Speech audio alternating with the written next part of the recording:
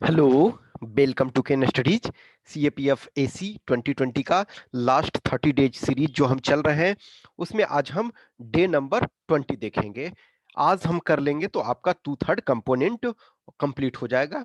आज आपको हम पेपर वन में एक कंप्लीट पेपर जो है, जो सैंपल पेपर है, जो टेस्ट हमने कंडक्ट करवा रहे हैं उसमें से एक टेस्ट जो है हम वो आपको इसमें डिस्कस कर रहे हैं। कुछ चीजों को छोड़ करके बाकी चीजें हम डिस्कस कर रहे हैं, यानी सॉरी, ये आपका reading comprehension as well as precis writing वाले कंपोनेंट को छोड़ करके और चीज को हम डिस्कस कर रहे हैं। ठीक है, तो आज इस चीज को प्रॉपर तरीका से देखें। देखो, ये जो टेस्ट हम डिस्कस कर रहे हैं, बहुत सारे कैंडिडेट्स ने उस टेस्ट को लिखा है। कम से कम मैं समझता हूँ 10 कैंडिडेट्स हैं जिन्होंने इस टेस्ट को लिखा है। ठीक है, तो जो भी है आज हम उस चीज को डिस्कस करेंगे।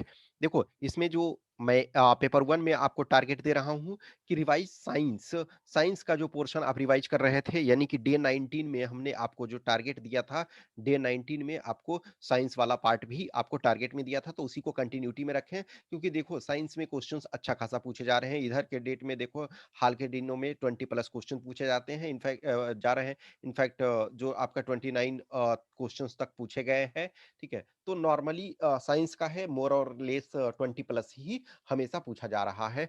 तो आप इस चीज को, इस पोर्शन को आप इग्नोर ना करें। और मैंने करंट वाले में ये मेनली आपको कहा था, देखो कोर इशू जो है वो तो आप कर ही रहे हो, कोर वाले कंपोनेंट्स जो कर रहे हो वो उसमें साइंस कर रहे हो। लेकिन जो करंट वगैरह का डेवलपमेंट है और कुछ जो कल का जो था, यानी कि डे 19 का था, उसमें हमने स्पेसिफिकली आपको करंट इशू को डिस्कस करने के लिए, करंट इशू को हमने सोल्व करने के लिए, उसको हमने रिवाइज करने के लिए आपको बोला था। लेकिन आज मैं ये साइंस वाले में बोल रहा हूँ कि इन जनरल चीजों को भी ये कर सकते हो। यदि करंट का आपने ऑलमोस्ट कल कंप्लीट कर लिया था कल वाला टारगेट में, तो डेट्स फाइन, आप रिमेनिंग पार्ट करो। यदि उस चीज को कंटिन्यू कंप्लीट नहीं कर पाए थे तो उसी को कंटिन्यूटी में आगे बढ़ो और चीजों को ये करो। ठीक है, तो ये पेपर वन का है। देखो, पेपर टू में जैसा कि हमने बताया ना कि आपको मैं एक पूरा टेस्ट का डिस्कशन ये करता हूं, और इसका जो आपका पीडीएफ होगा क्वेश्चन का, वो पीडीएफ जो है आपको इवनिंग तक, ठीक है, इवनिंग तक आपको उसको मिल जाएगा। ये आपका टेलीग्राम चैनल में, टेलीग्राम में। देखो, ऑलरेडी बहुत सारे कैंडिडेट्स इस टेस्ट को दे चुके हो, तो जो दे चुके हो उनके लिए कोई इशू नहीं है। जो इस टेस्ट को नहीं दिए हो तो वो उस चीज को देख लोगे। ठीक है, अब इसमें हम दो चीज को छोड़ देंगे, ये आपका जो रीडिंग कम्प्रिहेंशन है एज वेल एज प्रेसी, बाकी हम चीजों को डिस्कस कर लेते हैं, देख लेते हैं। अब यहाँ हम सॉल्यूशन आपको प्रोवाइड नहीं करवा रहे हैं, ये क्योंकि जिन लोगों ने इस क्वेश्चन को सोल्व किया है, जिन लोगों ने टेस्ट लिखा है, उनको मैं सैंपल सॉल्यूशन प्रोवाइड करवा चुका हूँ। तो जो है भी है, right essay on the following topic in approximately 300 words each. तो ये आपका है, proper forward linkage in agriculture is must for its sustainability. Agriculture देखो, मोर और लेस हमेशा एक टॉपिक पूछा जाता है। तो एग्रीकल्चर जो है वो अभी जो फार्मर्स प्रोटेस्ट है, फार्मर्स प्रोटेस्ट आज आपका, इनफैक्ट देखो आज 8 दिसंबर, तो आज जो है भारत बंद ये किया गया है। उसमें से देखो अपोजिशन पार्टी सारी शामिल है, तो और किसान शामिल है। मैं उस चीज के डिबेट में नहीं जा रहा हूँ, बट ये कह रहा हूँ कि फार्मर्स का प्रोटेस्ट चल रहा है, तो वो उसके संबंधित में सारी चीजें ये काफी इंपॉर्टेंट हो रही है आपका। ऑब्वियसली बात है, ये आज प्रोटेस्ट नहीं है, ऐसा नहीं है। आप बोलोगे कि प्रोटेस्ट आज हो रहा है, ये भारत बंद आज हो रहा है, तो ये भारत बंद पे नहीं क्वेश्चन पूछेगा। लेकिन ये फार्मर बिल का जो प्रोटेस्ट हो रहा है, ये आज से नहीं हो रहा है आपका। देखो, ऑलरेडी हमने बताया ना कि मिड नवंबर तक के चीजों को आपको करना है। तो ये जैसे ही इस बिल को पार्लियामेंट में प्रेजेंट किया गया, तब से ही विरोध चल रहा है। ये जो है अभी जो प्रॉपर तरीका से चल रहा है कि बॉर्डर पे किसान जो जमे हुए हैं, इस बॉर्डर पे इन द सेंस की दिल्ली बॉर्डर पे, दिल्ली और हरियाणा बॉर्डर पे जो जमे हुए हैं किसान, तो ये जो है इंटेंसिफिकेशन अभी हुआ है। लेकिन कहीं ना कहीं जो चीजें हैं वो बुरी में चल रही है। और एग्रीकल्चर इन द सेंस कि आज ये का ये समस्या नहीं है, बहुत दिनों से ये प्रॉब्लम में चल रहा है, देश की आजादी के पहले से ही प्रॉब्लम में चल रहा है। तो प्रॉपर फॉरवर्ड लिंकेज, देखो दो चीजें होती है, एक फॉरवर्ड लिंकेजेस और एक बैकवर्ड लिंकेजेस। फॉरवर्ड लिंकेजेस में ये चीज आपको समझना जरूरी होता है। नहीं आप समझते हो तो यहाँ हम डिस्कशन ही मेनली कर रहे हैं, टॉपिक को डिस्क्राइब ही कर रहे हैं। फॉरवर्ड लिंकेजेस का मतलब ये होता है कि agriculture as a input provide करेगा, यानी कि एग्री जो है, ये एग्री इनपुट प्रोवाइड करेगा इंडस्ट्री को। तो agriculture is providing input to industry. तो ये फॉरवर्ड लिंकेजेस। बैकवर्ड लिंकेजेस होगा कि एग्रीकल्चर भी किसी का इनपुट यूज कर रहा है, इंडस्ट्री का यूज कर रहा है। तो जो एग्रीकल्चर है वो दोनों चीज को कर रहा है, forward linkages at well as backward linkages. लेकिन यहाँ हमें फॉरवर्ड लिंकेजेस की आवश्यकता है। फॉरवर्ड लिंकेजेस का मतलब है कि फूड प्रोसेसिंग इंडस्ट्री एक तरह से कह सकते हो। Food processing industry, just imagine करो कि टोमेटो टोमेटो आपको बहुत जल्दी खराब हो जा रहा है, लेकिन उससे आप केचप बना ले रहे हो तो वो टाइम ज्यादा दिन तक चलेगा। आलू मान के चलो ऐसे ही छोड़ दिए तो खराब हो सकता है, उसका चिप्स बना दिए तो वो ज्यादा दिन तक चलेगा। जस्ट इमेजिन करो कि फूल है, फूल बागों में खिल रहे हैं, अब वो फूल को जस्ट ऐसे ही छोड़ दोगे तो वो मुरझा जाएंगे, 1 दिन 2 दिन 5 दिन जो भी मुरझा जाएंगे। लेकिन उन्हीं फूलों का इत्र बना लेते हो, सेंट बना लेते हो, तो क्या है वो लंबे समय तक चलेगा। तो ये एक तरह से जो है आपका एग्रीकल्चर को तो कह रहा है कि proper forward linkage in agriculture is must for its sustainability. तो देखो इसमें से ये है, एक तरह से स्ट्रेस किया गया है कि must for its sustainability. Agriculture को यदि हम सस्टेनेबल बनाना चाहते हैं, लॉन्ग टर्म में इस चीज को हम चाहते हैं कि एग्रीकल्चर जो है कृषि में लोग लगे रहे। अदरवाइज देखोगे ऑन एन एवरेज आज के डेट में 2000 पर्सन जो है, 2000 फार्मर्स जो है वो डेली किसानी छोड़ रहे हैं। इसका कारण क्या, शौक से तो नहीं छोड़ रहे हैं ना, प्रॉब्लम है तभी छोड़ रहे हैं कि उनका जो है एग्रीकल्चर जो है, एग्रीकल्चर कृषि जो है वो सस्टेनेबल नहीं है, धारणीय नहीं है। अब जस्ट इमेजिन करो कि एक डॉक्टर का बेटा डॉक्टर एक डॉक्टर अपने बेटे को डॉक्टर बनाना चाहता है, एक इंजीनियर अपने बेटे को इंजीनियर बनाने में उसे कोई प्रॉब्लम नहीं है, एक पॉलिटिशियन अपने बेटे को पॉलिटिशियन शौक से बना रहा है, ठीक है, एक आईएएस अपने बेटे को आईएएस बना रहा है। लेकिन एक किसान, बहुत कम रेयर में ऐसे मिल रहे हैं जो किसान से कहते हैं कि हमारा बेटा किसानी करेगा। ये यदि करता भी है तो कहीं ना कहीं ये जो दबे भाव से बोलेंगे कि ठीक है रे, क्या दिक्कत है, किसानी यही कर रहा है। लेकिन शान से नहीं बोलेंगे कि हमारा बेटा, ये मुझे बहुत गर्व की बात है कि हमारा बेटा किसानी कर रहा है। तो ये चीजें कहीं ना कहीं क्यों प्रॉब्लम है कि इसमें जो है प्रॉपर तरीका से ये सस्टेनेबल नहीं है। तो हमें proper forward linkages in agriculture is must for its sustainability. तो ये आपका हो गया। नेक्स्ट आपका inclusive work place, India has a long way to go.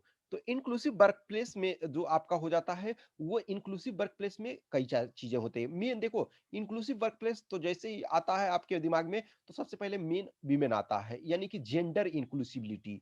तो जेंडर इंक्लूसिविटी जो है, तो जेंडर एक कंपोनेंट इसका है, जेंडर के साथ साथ इसका आपका जो आते हैं देखो जो आपका है पीडब्ल्यूडी, यानी पर्सन्स विद डिसेबिलिटी, यानी दिव्यांगजन जो जिसको आप कहते हो दिव्यांगजन।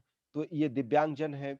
फिर उसके बाद जो इंडिया में रेसिज्म नहीं है, लेकिन रिलीजियस आधार पे मान के चलो कि कुछ जगह तो रिलीजियस माइनॉरिटी या रिलीजियस आधार पे चीजों को जो प्रॉब्लम क्रिएट हो रहा है। तो देखो ये क्या है, inclusive work place, India has a long way to go. इसका मतलब क्या है, India has a long way to go, इसका मतलब है कि चीजें सही या स्मूथ नहीं चल रही है। What ever should be the condition, ये कंडीशन फॉलो नहीं हो रहा है। यदि प्रॉपर तरीका से चीजों को किया जाता, प्रॉपर तरीका से इंक्लूसिविटी होता वर्क प्लेस में, प्रॉपर तरीका से महिलाओं का रिप्रेजेंटेशन होता, प्रॉपर तरीका से पर्सन विद डिसेबिलिटी का होता, ये जो एक फिर हाँ ये थर्ड जेंडर जो है, यूएंच जो है, तो थर्ड जेंडर जो है वो उनको भी आपको ये शामिल करना इसमें होगा, ठीक है। तो आपके वुमेन हो जाएंगे, दिव्यांगजन हो जाएंगे, फिर आपका थर्ड जेंडर हो जाएंगे, या ट्रांसजेंडर कह सकते हो, एलजीबीटीक्यू कह सकते हो, या फिर जो नेक्स्ट है रिलीजियस आधार पे। तो अभी ये इसमें प्रॉब्लम है, वास्तविकता जमीनी वास्तविकता जो है उस चीज को ये प्रेजेंट नहीं कर रही है, यानी जमीनी वास्तविकता कुछ और चीजें हैं कि हम अभी उस दिशा में सही ट्रैक पे मूव नहीं कर पा रहे हैं। तो ये आपको इसमें करना है। फिर नेक्स्ट है new emerging women power, the ground reality. एक तरह से देखो ये इंक्लूसिव वर्क प्लेस था, ये इसी के ये चीजें, तो ये एक तरह से वीमेन पे सिर्फ ये जोर दे रहा है, ये स्पेसिफिक जो है ये वीमेन पे है, ये आपका एग्रीगेट है, ये वर्क प्लेस है और ये आपका वीमेन पे है। तो ये मोर और लेस देखो इसमें सिमिलरिटी बहुत सारी चीजें हैं, लेकिन सिमिलरिटी के बावजूद भी दोनों जो है अभी डिफरेंट डायमेंशंस को कंसीडर कर रहा है, इस बात का आपको ध्यान रखना है। तो वो डिफरेंट है, वो डिफरेंट एस्पेक्ट है, ये आपका डिफरेंट एस्पेक्ट है। तो आपको इसमें मेनली है वुमेन एम्पावरमेंट। अब देखो इसमें भी है कि न्यू इमर्जिंग वुमेन पावर, जो नई उभरती महिला शक्ति है। तो नो डाउट आज की डेट में महिलाएं जो है फाइटर प्लेन चला रही है, ये फाइटर प्लेन उड़ा रही है, सॉरी, ट्रेनें चला रही है। इनफैक्ट अभी सुप्रीम कोर्ट ने ये अलाउ कर दिया है कि अब वुमेन को जो है कॉम्बैट रोल में भी प्रॉपर तरीका से डिफेंस फोर्सेस में दिया जाए। हर चीज के बावजूद भी इनफैक्ट इंडिया में वुमेन जो है सुप्रीम कोर्ट की जजेज रह चुके हैं, चीफ जस्टिस अभी नहीं रह चुकी है, लेकिन I hope and we hope कि जल्दी से जल्दी कहीं ना कहीं एक एटलीस्ट सीजेआई भी बने सुप्रीम कोर्ट की। तो आपके प्रेसिडेंट ऑफ इंडिया रह चुकी हैं, प्राइम मिनिस्टर रह चुकी हैं, one of the most powerful prime minister India has ever seen was a women. तो ये तो वो रह चुकी हैं, गवर्नर डिफरेंट स्टेट्स के रह चुकी हैं, मुख्यमंत्री डिफरेंट स्टेट्स के। कुछ हाल के दिनों में आप देखोगे कि जो स्टेट के मुख्यमंत्री रहे हैं तो वो पावरफुल चेहरे रहे हैं। जैसे आपको ममता बनर्जी देखो अभी बंगाल में पूरे वामपंथी मोर्चे को हराई अकेले बूते पे। नो डाउट जो नेक्स्ट ईयर इलेक्शन होने वाला है तो उसमें उसे भी प्रॉब्लम फेस करना पड़ रहा है बीजेपी से, लेकिन वो अपने टिकी हुई है। सॉरी। फिर आपका देखोगे तमिलनाडु में जो ये आपकी जे जयललिता वो टिकी हुई थी। ये आपके दोनों स्ट्रॉन्ग ये चीफ मिनिस्टर रह चुके हैं। फिर देखो महबूबा मुफ्ती रह चुकी हैं, ये यहाँ की जम्मू एंड कश्मीर की, जब जम्मू एंड कश्मीर कंबाइंड हुआ करता था जो लद्दाख मिला करके, ठीक है। फिर उसके बाद देखोगे आनंदीबेन पटेल जो थी वो गुजरात की सीएम रह चुकी हैं। फिर और बहुत सारे लोग हैं जो नंदिनी सतपथी और एन नंबर ऑफ पर्सन्स को आप ये कर सकते हो। तो लेकिन अभी इन इन सब के बावजूद ये आपका बहुत सारी चीजें जो है कि ये आपके एग्जाम्पल्स, अब ये एग्जाम्पल्स के तौर पे देखो, इस चीज को ध्यान रखना है। न्यू इमर्जिंग वुमेन पावर है, तो आपको एक तरह से प्रेजेंट कंटेक्स्ट में ही रखना है, आपको बहुत अधिक नहीं जाना है। जो गार्गी मैत्रेयी और ये सब पे नहीं आपको जाना है, रानी लक्ष्मीबाई और ये सब पे भी आपको नहीं जाना है, ठीक है। तो इस चीज को आपको ये करना है।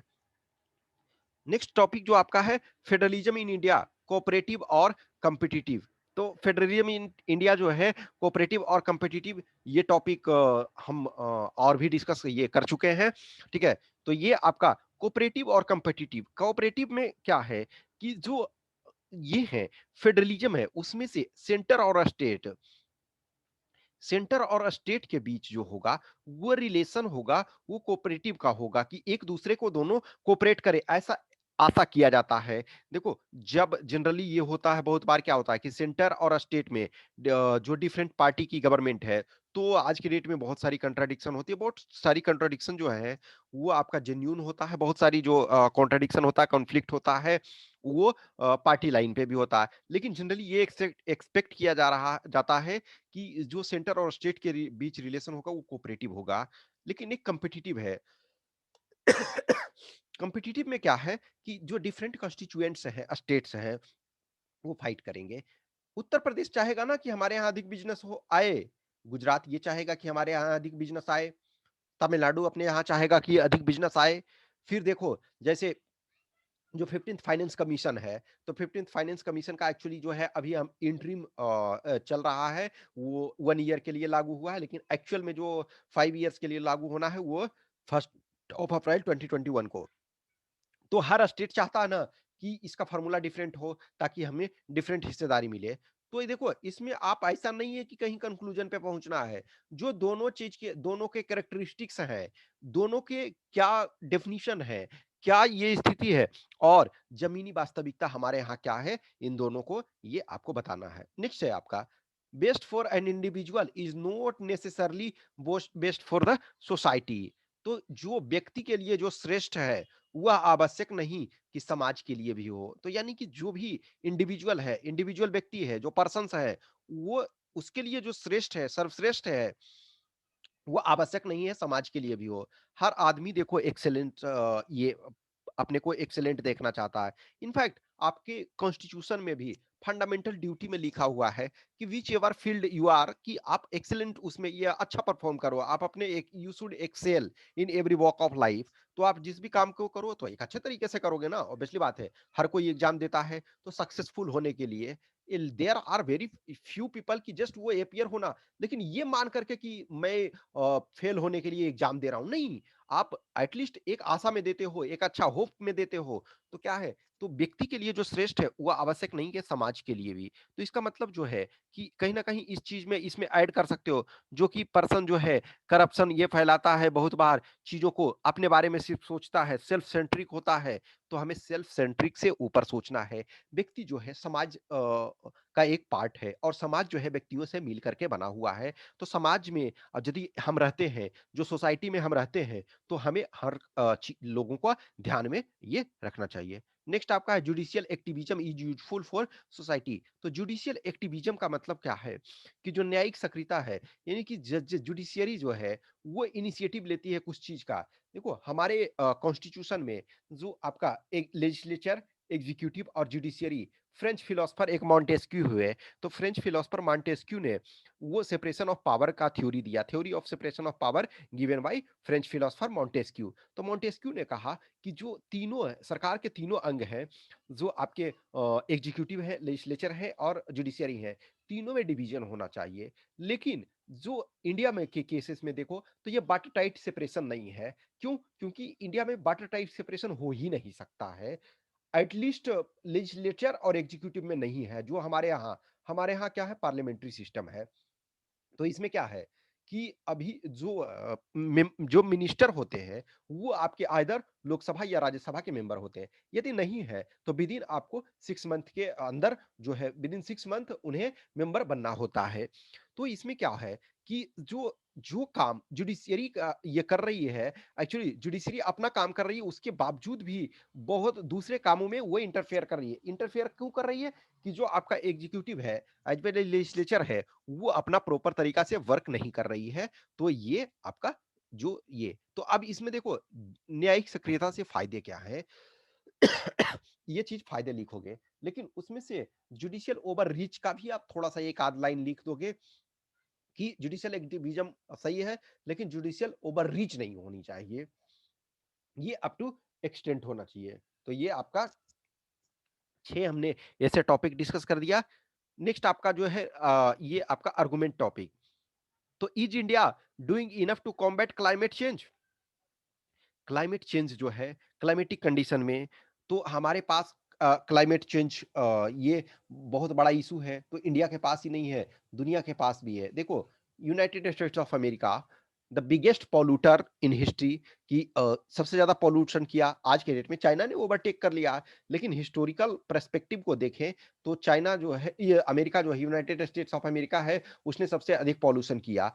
लेकिन हम इंडिया के संबंध में तो पॉजिटिव में जो भी चीजें इंडिया कर रही है, इंडिया जो है पेरिस क्लाइमेट एग्रीमेंट का सिग्नेटरी है। फिर उसके बाद हम जो रिन्यूएबल एनर्जी का टारगेट ये अचीव कर रहे हैं। इनफैक्ट जो है 100 गीगावाट सोलर पावर, या इनफैक्ट 2022 तक हमने टारगेट रखा था कि 175 गीगावाट रिन्यूएबल एनर्जी प्रोड्यूस करेंगे, लेकिन वो टारगेट अब अचीव नहीं हो पाएगा। लेकिन हमारे प्राइम मिनिस्टर श्री नरेंद्र मोदी जी ने टारगेट रखा है कि वो 175 गीगावाट जो है उसको हम डबल करके 350 गीगावाट हमको करना है कमिंग डेज में। फिर उसके बाद जो भी इंडिया ये कोशिश कर रहा है डिफरेंट, जैसे इन्वायरमेंट को, क्लाइमेट चेंज को ये करने के, कंट्रोल करने के लिए, तो ये कर रहा है। फिर उसके बाद आप इसको अगेंस्ट में इस चीज को प्रेजेंट करना। फिर आर्टिफिशियल इंटेलिजेंस इज डेंजरस। एक चीज देखो, बहुत सारे कैंडिडेट्स ने इसको, ऑब्वियसली है, मैंने बतला ना कि 10 के आसपास 10 प्लस कैंडिडेट्स इस टेस्ट को लिखे। तो जिन कैंडिडेट्स ने इस टेस्ट को लिखा, तो उसमें से बहुत सारे कैंडिडेट ने क्या किया कि आर्टिफिशियल इंटेलिजेंस के फायदे और लाभ, फायदे और हानि बता दिए। यहाँ डेंजरस है या नहीं है, इस पर हमें फोकस करना है, ठीक है। सॉरी। तो ये डेंजरस है या नहीं, इस चीज को ये ध्यान रखना है। इसके एडवांटेज और डिसएडवांटेज को आपको नहीं गिनाना है, इसके जो डेंजरस है कि वो उस चीज पे फोकस करना है। नेक्स्ट आपका है right report on these topics in approx 200 words. तो देखो, तो 200 वर्ड्स ईच पर। Union territory in India, union territory of India का ये किस वजह से चर्चा में कि हाल में लास्ट ईयर जो है कि टू यूनियन टेरिटरी, ये लद्दाख जो है और जम्मू एंड कश्मीर को, जम्मू एंड कश्मीर राज्य को ब्रेक करके जो है टू यूनियन टेरिटरी बना दिया गया, बाइफरकेशन करके। उसके बाद आपका जो दो यूनियन टेरिटरी को मर्ज करके एक यूनियन टेरिटरी बना दिया गया। तो वर्तमान में अभी स्थिति क्या है कि ऐसे 7 था, तो 7 को फिर 2 बनाया गया तो 9 हो गया, लेकिन फिर 2 को मर्ज कर दिया गया, तो फिर आपके पास बचे कितने, ये 8 बचे। तो यूनियन टेरिटरी बना। अब देखो इसमें क्या होता है ना कि जनरली जैसे रिपोर्ट राइटिंग है, तो रिपोर्ट राइटिंग में जो कुछ हुआ, अब सिर्फ यूनियन टेरिटरी इन इंडिया का रहा है, तो हम सिर्फ जम्मू एंड कश्मीर और लद्दाख को ही ये नहीं करेंगे, या दादरा नगर हवेली और ये सब को ही हम फोकस नहीं करेंगे, हम एग्रीगेट में ये करेंगे। तो यहाँ यदि आप कॉन्स्टिट्यूशनल प्रोविजंस जानते हो, यदि कॉन्स्टिट्यूशन में क्या प्रोविजन है, इस चीज को यदि आप जान रहे हो, तो आपका जो है एडेड एडवांटेज होगा। फिर है job nature of central arm police forces. तो job nature of central arm police forces, आप ऑब्वियसली है इस चीज का, इस एग्जाम का प्रिपरेशन कर रहे हो, तो आपको इसके बारे में जानकारी प्राप्त हो जाएगा। तो ये आपका जो है इंटरव्यू वगैरह में भी ये काफी, और इसके बारे में तो आपको ये जानना ही चाहिए, ठीक है। नेक्स्ट आपका है ग्रामर वाला पार्ट, जो है all his friends laughed at him, ठीक है ना। तो ये इसमें है, देखो लाफ्ड एट, तो लाफ्ड एट जो है ये एक ही ये है साथ में एक तरह से ना कि एप्रोप्रिएट प्रीपोजिशन को यूज किया गया है, तो लाफ्ड एट होगा। तो लाफ्ड एट है, तो लाफ्ड एट रखना है इसमें। देखो लाफ्ड बाई सब लोग कर देते हैं, एट छोड़ देते हैं, तो इसका जो करेक्ट होगा, तो क्या होगा ये आपका, उसमें होगा कि he was laughed eight by all his friends. तो ये इसमें क्या आपको करना है कि लाफ्ड एट रखना है, तो he was laughed eight by all his friends, ठीक है। तो बाई तो लगेगा ही, लेकिन एट अब लगेगा कि दो प्रीपोजिशन हम एक साथ, देखो ये प्रीपोजिशन जो एट है, लाफ्ड एट, ठीक है, he was laughed eight by all his friends, तो इसमें लाफ्ड एट जो है लाफ के साथ लगा हुआ, बाई जो है वो आपको पैसिव वॉइस के अनुसार हमने लगाया, ठीक है। तो I had no money with me and I could not give the beggar anything. तो इसको क्या करना है सिंपल सेंटेंस में, तो इसका क्या हो जाएगा, having no money with me I could not give the beggar anything। having no money with me I could not give the beggar anything, ठीक है। नेक्स्ट है if only I were safe at home। तो ये exclamatory sentence है, इसे हमें assertive में बनाना है, तो क्या होगा, I wish I were safe at home. देखो आई के साथ वॉज लगता है, लेकिन ये विश किया जा रहा है, यानी कि ये एक्सपेक्ट किया जा रहा है, ये चीजें है। जैसे ना I wish I were the prime minister of India, तो ये आप होप कर रहे हो, एक्सपेक्टेशन कर रहे हो, तो इसमें आई वेयर लगता है। तो ये ऑलरेडी यहां भी दिया हुआ है, तो I wish if only I were safe at home, तो I wish I were safe at home, ठीक है। Next, she was listen to in, तो इसका क्या हो जाएगा, ये कह रहा है कि सुटेबल एडजेक्टिव लगाना है, तो प्रोफाउंड साइलेंस या कंप्लीट साइलेंस ये कह सकते हो। प्रोफाउंड एक अच्छा वर्ड होता है, कंप्लीट साइलेंस या total silence, what ever you can use depending on. अब प्रोफाउंड नहीं आ रहा है तो टोटल कंप्लीट ये चीज कर सकते हो, ठीक है ना। Next, no other metal is as useful as iron, तो इसको कंपेरेटिव डिग्री में बदलना है, तो ये क्या हो जाएगा, iron is more useful than any other metal. Iron is more useful than any other metal. Next है, she said what a dark night it is, तो ये आपका जो है एक्सक्लामेटरी सेंटेंस है, इसको इनडायरेक्ट स्पीच में बदलना है, तो क्या हो जाएगा, she exclaimed with wonder, she exclaimed with wonder that it was a very dark night, ठीक है। नेक्स्ट है, the majority accepted here the, ये क्या है लेटर और लेटर से, तो लेटर हो जाएगा, ठीक है। The majority accepted here the latter proposal, यानी कि दो प्रपोजल था ये, ठीक है ना। तो जो है ये बाद वाला जो वो प्रपोजल जो है लेटर, वो LATTER लेटर, ये हो जाएगा इसमें। नेक्स्ट है, the mango is sweeter than the pine Apple, इसमें आपको ये सेंटेंस को लिखना है लेस या लिस्ट लगा करके, तो क्या हो जाएगा, the pineapple is, the pine इसको उल्टा करके लिखना है, ये हो जाएगा, तो the pineapple is less sweet than the mango, ठीक है। नेक्स्ट आपका ये 9 number, who helps the poor, तो इसको एसर्टिव सेंटेंस में, तो नोबडी हो जाएगा, तो nobody helps the poor, nobody helps the poor. Next है, a man's modesty is in inverse proportion to his ignorance, इसको कॉम्प्लेक्स सेंटेंस में लिखना है, तो the more ignorant a man is the less modest he is. फिर से सुन लो, the more ignorant a man is the least modest he is. Next है आपका, make the antonym of the following words and make sentences using antonym form of word, तो antonym से इसको ये बनाना है, तो नेब, नेब का मतलब ये यहाँ हो जाएगा, इसका एंटोनीम वाइज, तो वाइज पर्सन आप जान ही रहे हो। अनेक्सियस, अनेक्सियस का मतलब कंपोज्ड, रिलैक्स्ड कह सकते हो। क्रिटिसिज्म, क्रिटिसिज्म का मतलब जो एक तरह से क्रिटिसाइज करना, तो क्रिटिसिज्म का मतलब एप्रिसिएशन, प्रशंसा। पिक्यूलियर, पिक्यूलियर का मतलब यूनिक टाइप का, तो ये कॉमन हो जाएगा। फेनाटिकल, फेनाटिकल जो एक तरह से कहते हैं ना कि ये जो जैसे सन्यासी है, कोई फेनाटिकल सन्यासी या उस टाइप का बंदा, तो उसका होता है मॉडरेट। नेक्स्ट आपका जो है, she feels very weak to walk, इसको सेंटेंस को करेक्ट ये करना है, तो she feels too weak to walk, ठीक है। She feels too weak to walk, TOO, ठीक है। If they make noise they will be fined, तो है if they make a noise, ठीक है, दे शैल बी फाइंड। तो ये डेफिनिटनेस बताता है, ये ऑलरेडी हम ये सारी चीजों को डिस्कस कर चुके हैं। नेक्स्ट है, my sister is suffering of a strong cold, तो सफरिंग फ्रॉम होता है, suffering from a bad cold, ठीक है, तो यहाँ फ्रॉम हो जाएगा, suffering from a bad cold. Next है, he answered more questions than me, तो क्या होगा, he answered more question than I, ठीक है, आई यहाँ हो जाएगा, आई। नेक्स्ट आपका, the air is very hotter today than yesterday, the, तो ये हो जाएगा, the air is much hotter today than it was yesterday, the air is much hotter today than it was yesterday, ठीक है। तो ये हो गया, देखो इसका पीडीएफ जो है, ये पीडीएफ इवनिंग तक किसी भी टाइम मैं सेंड कर दूंगा आपको टेलीग्राम में। जो टेलीग्राम ज्वाइन किए मैक्सिमम लोग, आप लोग जो भी हो देखते हो इस सीरीज को, जो भी मैं समझता हूं कि 20 डेज तक जो कंटिन्यूअस देख रहे हो, उन्होंने जरूर इस हमारे टेलीग्राम चैनल के मेंबर होंगे।